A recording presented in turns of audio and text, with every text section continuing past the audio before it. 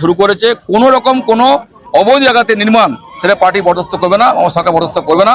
কারণ ওই জায়গাতে অনেকভাবে সরকারি ক্ষতি হচ্ছে, ক্ষতিগ্রস্ত হচ্ছে। কিছু মুষ্টিম মানুষ তৃণমূলের তারা গুন্ডামি করেছেন, তারা অফিস বানিয়েছেন, তারা সিন্ডিকেট চালাচ্ছেন। এই সিন্ডিকেট থেকে পরে দুর্গাপুরে অশান্তি ছড়ানো হচ্ছে। এই সমস্ত অবৈধ নির্মাণ করে ভেঙে ফেলে দেওয়া হবে। যা করছে ঠিক করছে, আমি এক কিছু সহমত আছি। ভেঙে দেওয়া উচিত ছিল, দেরি হয়ে গেছে, ঠিক কাজ করেছেন।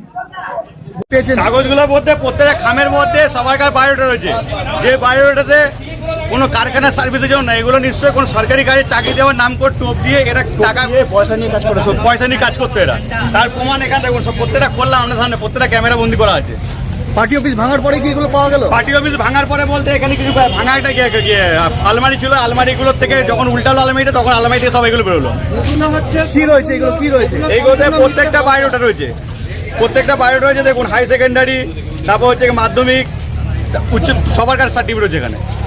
কি করতো এখান থেকে তাহলে এই পার্টি অফিস থেকে? এই পার্টি অফিস থেকে যেটা প্রত্যেকটা পার্টি অফিস যেটা বেরোচ্ছে, যে পয়সা দিয়ে চাকরি ব্যবস্থা যেটা করতো, যেটা আপনি দেখে যায় 26,000 শিক্ষকের যাওয়া চাকরি করলো চলে গেল, ঠিক সেই প্রসেসে এখানে চাকরি দেওয়ার ব্যবস্থা করতো এরা। তারপরে থার্ড পার্টি অফিস ছিল এটা হচ্ছে এটা রাজীব ঘোষের পার্টি অফিস ছিল, 1 নম্বর সভাপতি ছিল তৃণমূলের, ব্লক সভাপতি ছিল।